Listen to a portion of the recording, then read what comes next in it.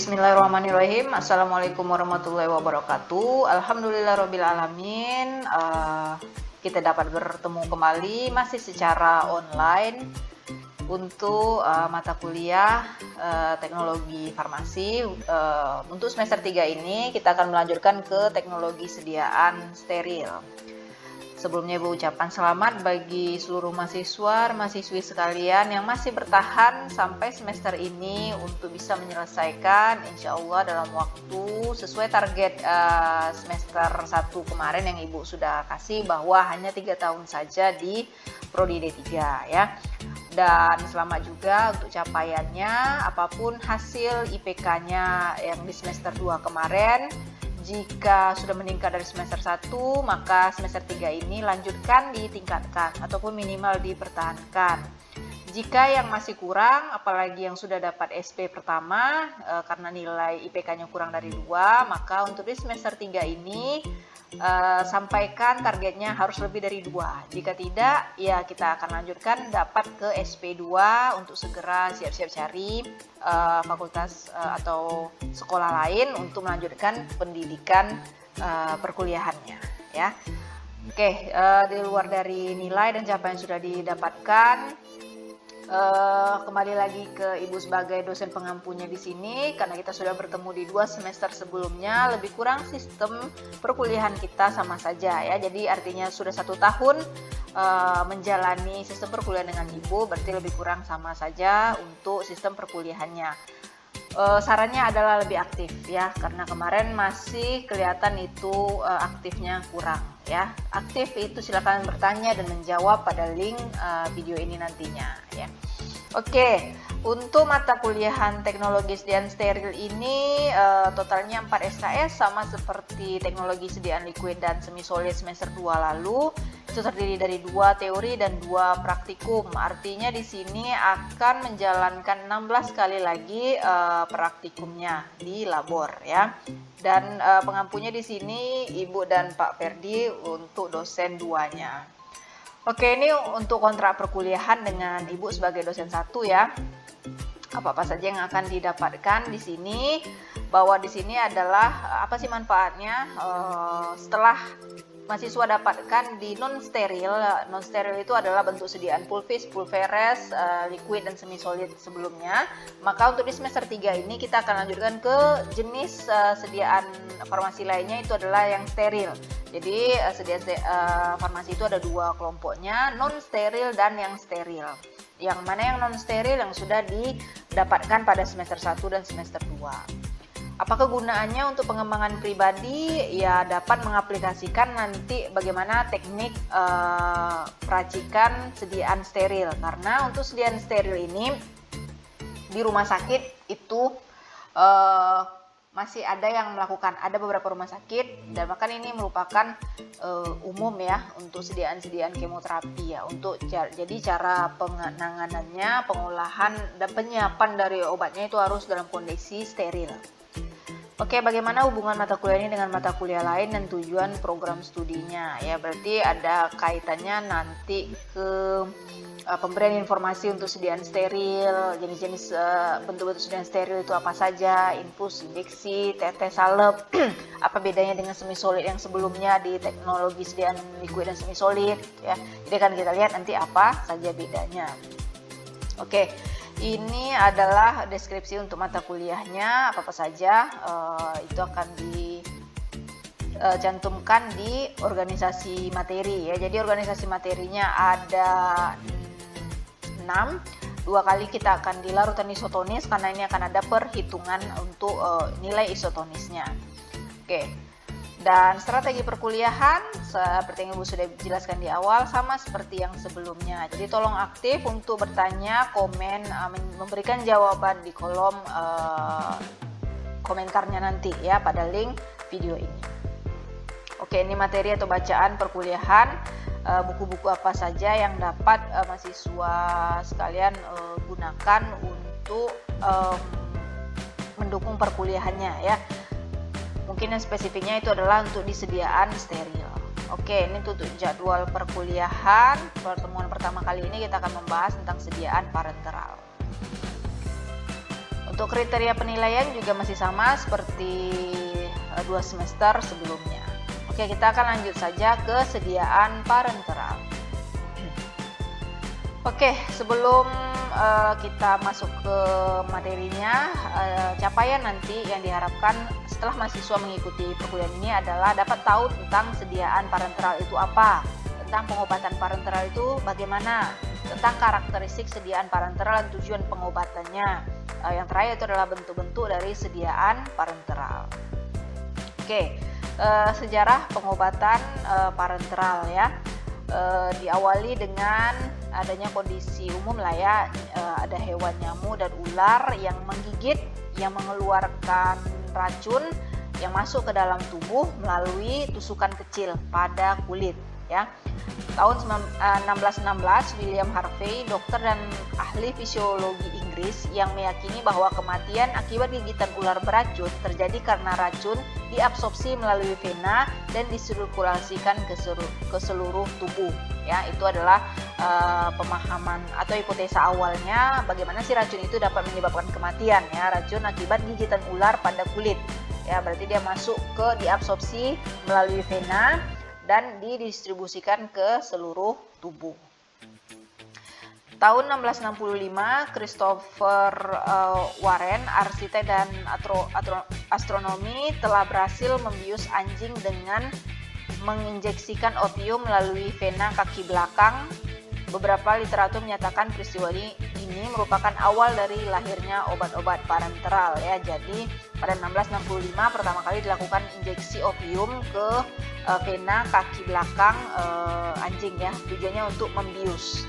Pada akhir abad ke-18, Edward Jenner melakukan vaksinasi cacar secara intradermal.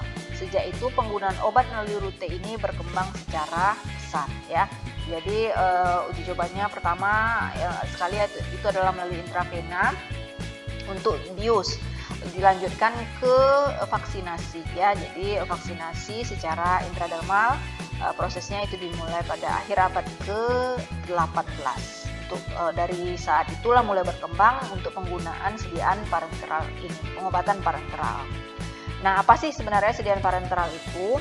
Parenteral berasal dari kata Yunani para enteron yang berarti menghindari usus ya. Enteron berarti usus, para itu menghindari.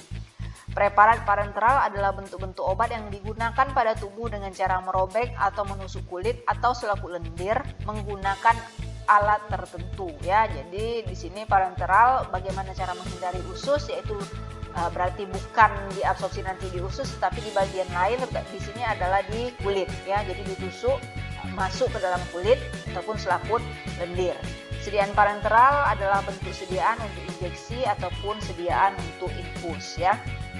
Nanti akan dibahas tentang infus sama ibu, injeksi untuk pertemuan sama ibu, nanti dilanjutkan infus dengan Pak Ferdi ya.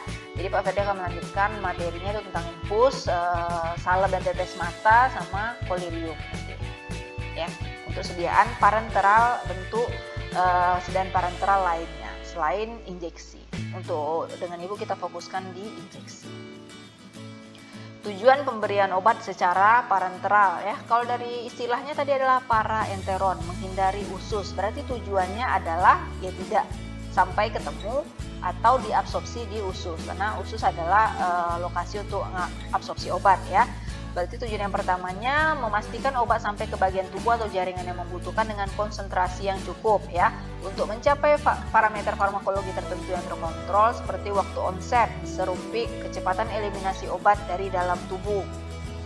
Ini kayak maksudnya adalah kalau kita minum oral itu kan banyak tuh prosesnya, terutama tablet ya, hancur lagi diabsorpsi, disolusi, nanti distribusi sampai diekskresikan.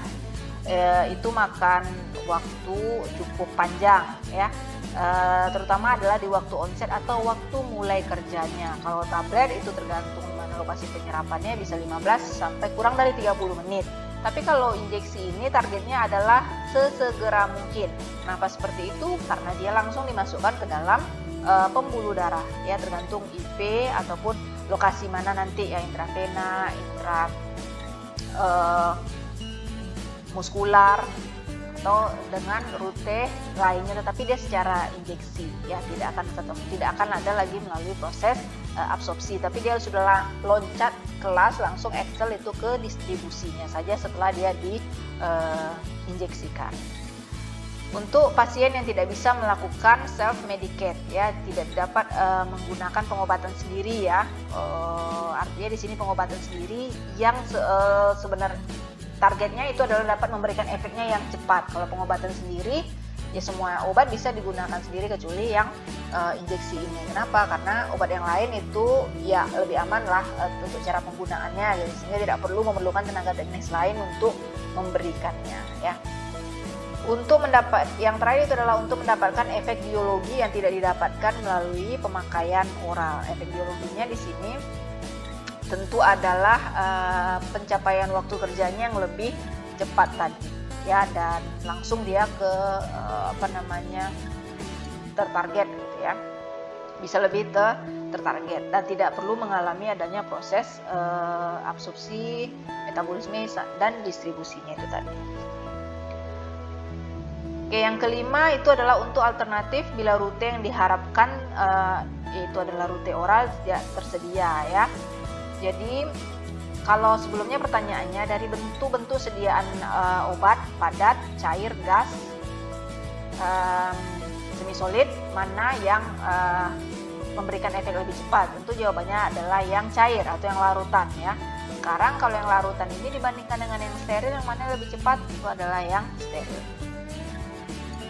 Yang keenam, untuk mendapatkan efek lokal, untuk meminimalkan efek toksik sistemiknya ya. Jadi efek lokal di sekitaran lokasi penyuntikan saja dan dapat menghindarkan toksik jika digunakan secara sistemik. Untuk pasien yang tidak sadar, tidak kooperatif dan tidak terkontrol ya, lebih mudah kondisinya adalah dia tidak akan bisa melalui proses pencernaan tadi, sehingga digunakanlah injeksi. Yang kedelapan, untuk pengobatan ketidakseimbangan elektrolit dan cairan untuk suplai nutrisi jangka panjang atau pendek. Nah, ini adalah infus nanti ya, untuk menyeimbangkan elektrolit tubuh kita ataupun sebagai nutrisi. Orang yang tidak dapat konsumsi makan, bisa makannya itu diganti dengan menggunakan rute parenteral ya. Oke, keuntungan sediaan parenteral dapat dicapai efek fisiologi segera untuk kondisi penyakit tertentu ya. Contohnya sini adalah henti jantung, asma ataupun shock.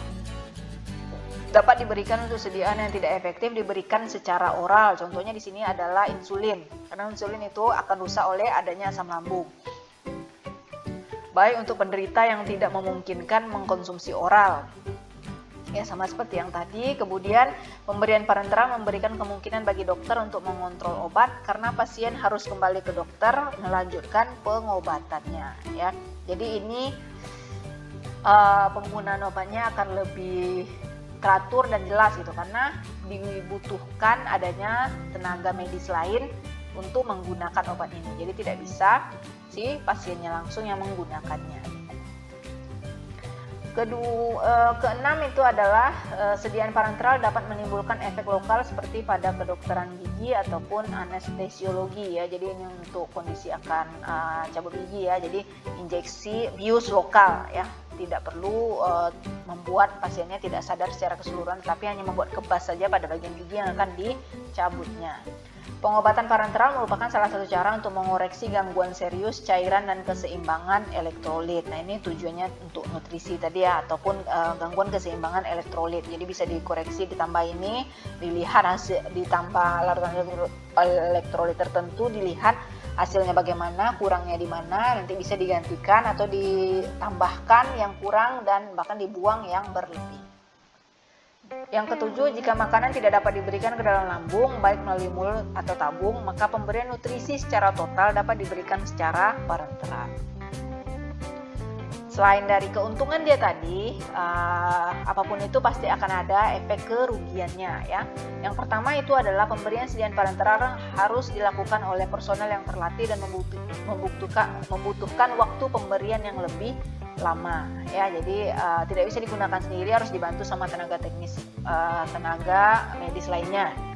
Pemberian obat secara parenteral sangat berkaitan dengan ketentuan prosedur aseptik dengan rasa nyeri pada lokasi penyuntikan yang tidak selalu dapat dihindari. Nah, prosesnya, alat yang digunakannya juga harus dilindungi, prosesnya harus secara aseptis. Jangan sampai proses tersebut membuat mudah masuknya atau terkontaminasi sama bakteri yang ada di sekitar pada saat akan menyuntikkan itu. Dan juga dikhawatirkan nanti adanya rasa nyeri yang sukar ditoleransi jika tidak dilakukan oleh tenaga profesional tadi. Bila obat telah diberikan secara parenteral, sukar sekali untuk menghilangkan atau merubah efek fisiologisnya karena obat telah berada dalam sirkulasi sistemik. Nah, ini yang seperti dua mata pisau tadi ya, dia punya efek cepat, tapi saat sudah masuk itu sukar untuk dapat diganggu gugat lagi gitu ya. Kalau yang oral ataupun yang non steril tadi, yang bukan parenteral, itu bisa karena efeknya lama tadi, kalau terjadi sesuatu itu bisa dikoreksi gitu kan, bisa dirubah, diatur pH-nya, ditambahkan zat lainnya untuk bisa mengeluarkan dia dari tubuh. Nah, karena ini sudah langsung masuk ke pembuluh darah dan kondisinya itu adalah saluran yang terus mengalir, ya jadi sampai harus ditunggulah dia sampai pada kondisi tertentunya ya, untuk bisa mengatasi perubahan atau kondisi yang tidak diinginkan dari efek fisiologisnya tadi. Keempat, harganya relatif lebih mahal karena persyaratan manufaktur dan pengemasan ya, karena di sini ada tambahan nanti proses sterilisasi, yaitu memakan biaya yang lebih mahal, sehingga obat-obat parenteral ini lebih mahal daripada yang oral ya ataupun yang non steril. Yang kelima, masalah lain dapat timbul pada pemberian obat secara parenteral seperti sepsis, infeksi jamur, inkompatibilitas karena pencampuran sediaan parenteral dan interaksi obat. Nah, ini juga sepertinya umum untuk kondisi pencampuran ini tadi ya. Tetapi yang dikhawatirkan di sini adalah ke pembuluh darahnya itu. Jadi sepsis akan menyebabkan bahkan kematian ya jika terjadi kondisi sepsis ini tadi ya, karena dia langsung ke pembuluh darahnya itu.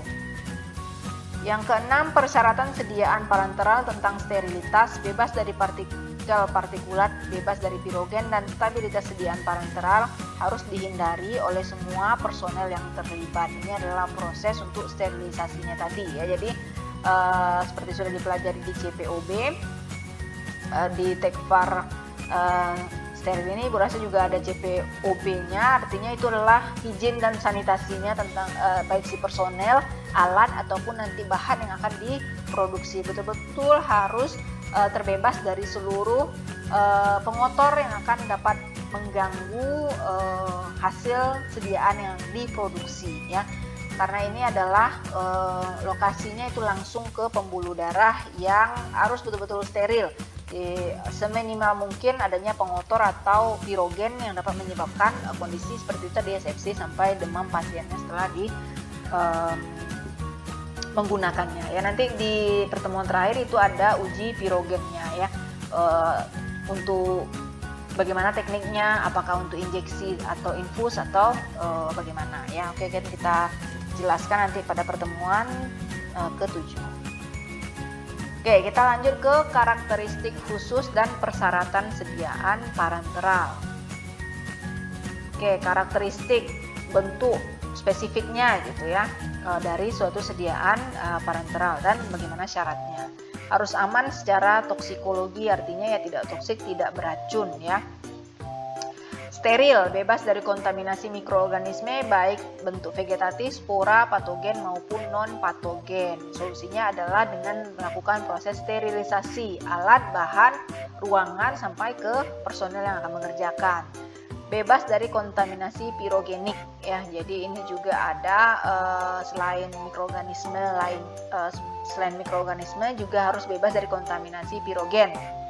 Keempat, bebas dari partikulat asing yang dapat menyebabkan efek samping juga yang membahayakan. stabil, tidak hanya secara fisika, kimia, tapi juga secara mikrobiologi ya. Solusinya apa ya? Seperti tadi itu, proses sterilisasi. Kuncinya adalah di proses sterilisasi. Kompatibel, jika dicampur dengan sediaan parenteral lain yang akan digunakan secara intravena ya. Artinya dia aman gitu ya. Injeksi satu dengan yang injeksi lainnya itu tidak memberikan efek merugikan saat digunakan.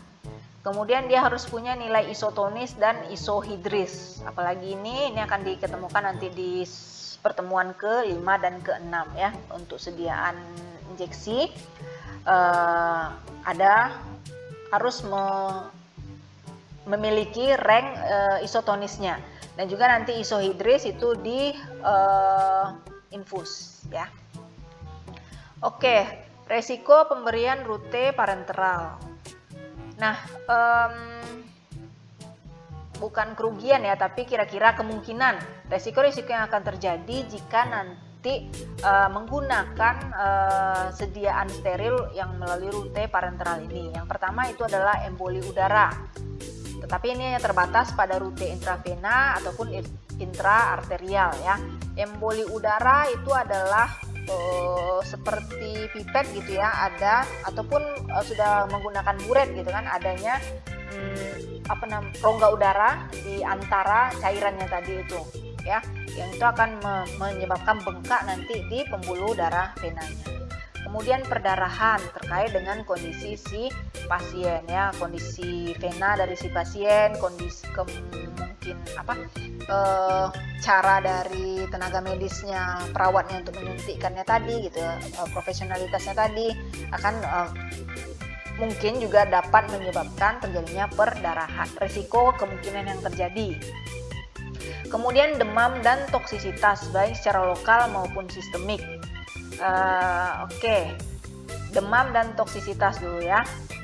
Tadi ada istilah harus bebas dari pirogenik. Nah, jika tidak lulus uji pirogenik ini, efek yang terjadi apa? Nah, ini dia demam ya, efek yang utamanya demam.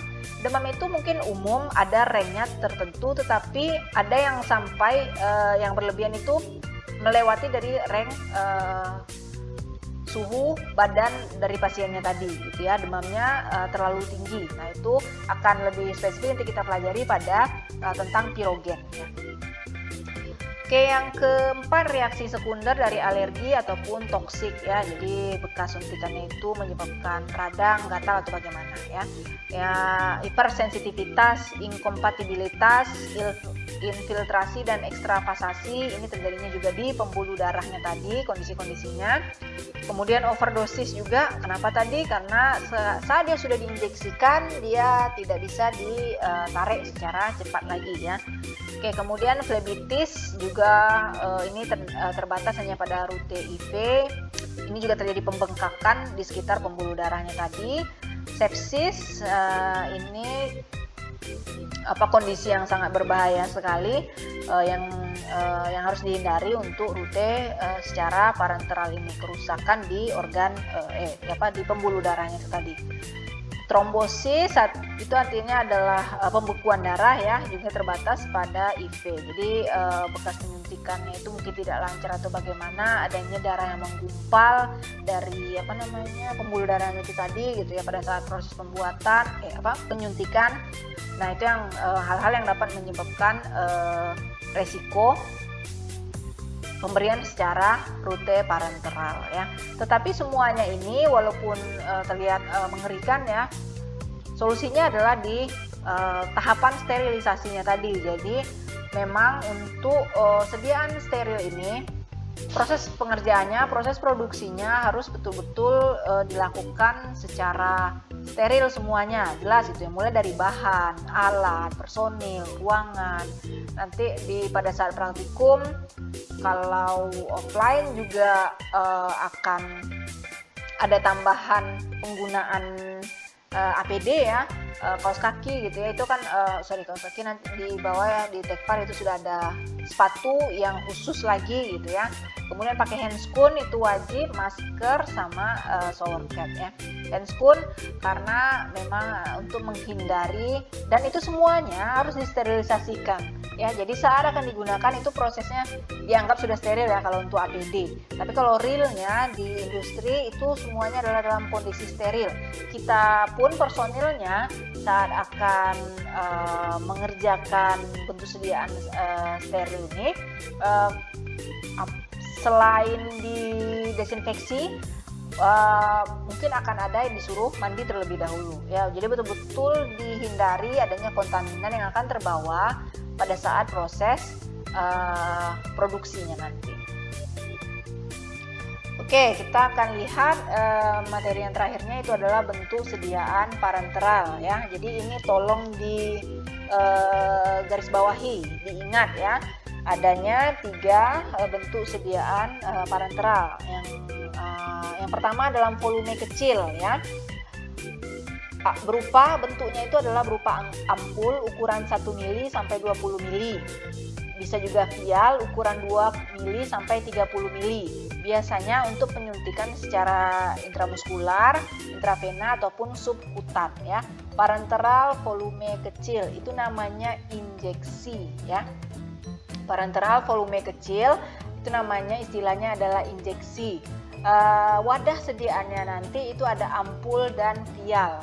Ya mungkin sudah ada yang mengenal atau menggunakan kedua bentuk vial lah ya, sepertinya yang sudah digunakan di praktikum lain, ataupun jika tidak bisa di googling apa sih, gimana sih bentuknya gitu ya, dari si ampul ataupun si vial tadi ya. Dan ini juga untuk kalau ampul itu biasanya dosisnya tunggal ya. Tentang ini akan diperjelas nanti pada materi kedua atau ketiga ya. Yang kedua itu adalah sediaan parenteral volume besar ya. Large volume parenteral, small volume parenteral. Kebalikannya tentunya dari yang volume kecil tadi, di sini adalah volumenya besar, berbentuk kemasan yang berisi larutan injeksi dengan volume 100 ml ke atas. Biasanya untuk rute IV ya, terbagi menjadi larutan elektrolit dan larutan non elektrolit. Nah, ini dikenal dengan infus. Ya, jadi ada bentuk sediaan parenteral itu injeksi, merupakan larutan sediaan parenteral volume kecil. Wadahnya apa? Vial dan ampul. Kedua, larutan parenteral volume besar itu adalah namanya infus. Wadahnya ya bisa dari plastik, flash itu, ataupun botol kaca. Tapi kebanyakan yang dari plastik ya sekarang. Ini juga kalau belum tahu bentuknya, silakan googling di mana sih bentuk larutan infus itu ya, wadah sediaannya maksudnya untuk NaCl, KCl. Dan infus juga terbagi untuk elektrolit dan non elektrolit. Ini tujuannya seperti yang tadi ya, untuk nutrisi ataupun untuk menyeimbangkan gangguan keseimbangan elektrolit di tubuh ya. Kondisi-kondisi misalnya seperti terbakar gitu ya, itu perlu larutan elektrolit untuk menyeimbangkan kondisinya.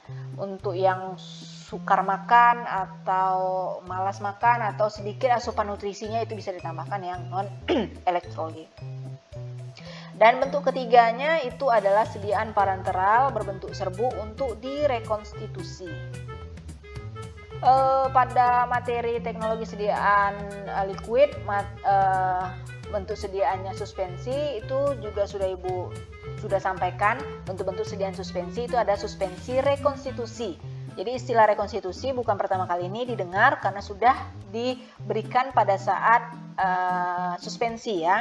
Kalau suspensi oral ya, sediaan cair yang ditambahkan dulu aquadesnya sebelum dikonsumsi. Lebih kurang itu sama dengan konsepnya di injeksi ini ya. Tetapi yang ditambahkan itu adalah aqua pro injeksi, air steril untuk yang aman untuk bisa diinjeksikan. Jadi seperti apa sediaannya? Ya di dalam vialnya itu tadi berupa serbuk. Saat akan digunakan ditambahkan dulu aqua pro injeksinya, dikocok-kocok homogen, baru di speed sama alat suntiknya dan baru disuntikkan. Dan umumnya ini adalah untuk antibiotik. Pastiin ya, coba aja lihat, atau mungkin sudah pernah juga melihat saudaranya yang inap atau apa gitu ya, pasti ada tambahan ceftriaxone misalnya injeksinya gitu ya. Itu tata laksana juga di rumah sakit untuk menghindari infeksi bawaan ataupun dari rumah sakit itu sendiri. Jadi diberikan injeksi antibiotiknya tadi ya. Oke, sudah selesai untuk seluruh materi di pertemuan pertama ini. Hanya pendahuluan saja dulu untuk mengarahkan bahwa apa itu sediaan parenteral ya. Intinya adalah para enteron menghindari usus, berarti tidak melalui oral ya, ataupun tidak melalui topikal yang dioles, maksudnya yang semi solid. Berarti kemana dia? Berarti melalui langsung ke pembuluh darah. Merupakan sediaan yang diharapkan efeknya lebih cepat. Karena apa? Karena dia langsung ke pembuluh darah, tidak melalui proses absorpsi, distribusi, metabolisme tadi ya. Jadi langsung dia loncat ke distribusinya saja, sudah ready untuk didistribusikan. Berarti sudah didistribusikan, dia sudah langsung bisa memberikan efek. Tapi sayangnya resikonya adalah jika sudah masuk itu sukar untuk ditarik kembali, ataupun lama prosesnya untuk bisa diselesaikan dulu prosesnya, dan otomatis akan terjadi efek samping, nanti baru dicarikan solusinya ya. Beda dengan yang oral, itu bisa langsung. Karena apa? Karena proses menghasilkan efek di oral itu lebih lama daripada yang di parenteral ini ya. Bentuk sediaan parenteral itu ada 3, volume kecil, volume besar, dan yang untuk direkonstitusikan ya. Ampul vial itu untuk volume kecil, dosisnya tunggal biasanya, kecuali untuk ampul itu tunggal, vial ada yang tunggal dan ada yang ganda. Dan kalau infus itu adalah volume besar ya, biasanya untuk tujuannya penyeimbang elektrolit ataupun nutrisi. Dan yang terakhir itu adalah yang direkonstitusi. Rekonstitusi berarti bentuknya itu sama seperti volume kecil, tetapi dia dalam bentuk serbuk kering yang harus ditambahkan aqua pro injeksi terlebih dahulu sebelum diinjeksikan ya. Ini apa saja kondisi-kondisi atau resikonya tadi, karakteristiknya. Jadi yang perlu digarisbawahi adalah steril ya, bebas dari pirogen dan isotonis ataupun dia isohidris. Itu wajib sekali dan akan menjadi topik untuk pada pertemuan-pertemuan selanjutnya. Bagaimana cara untuk mensterilisasi alat bahan, kemudian bagaimana cara pengujian pirogennya, dan juga untuk perhitungan isotonis dan isohidrisnya ya.